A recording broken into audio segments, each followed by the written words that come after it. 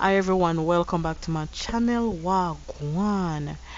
So after Buju Long Walk to Freedom concert, which was sold out by the way, sold out, completely sold out. Big event, man, big event. So after him concert, him took to the streets today. Actually, it was today. He took to the streets, and he was just giving back, giving back to some homeless people, giving them some food and stuff like that. I have a clip that I'm gonna include as well to show you.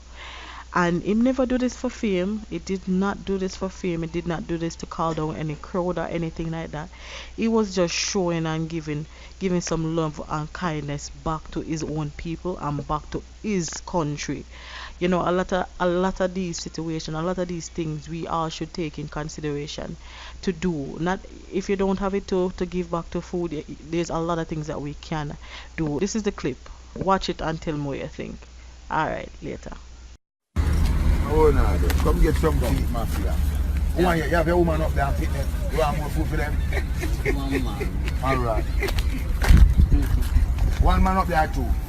You just don't go one. Alright, dollar. Carry. Go to the back. Glad you're coming. Because I'm going to take care of the kids. Come on.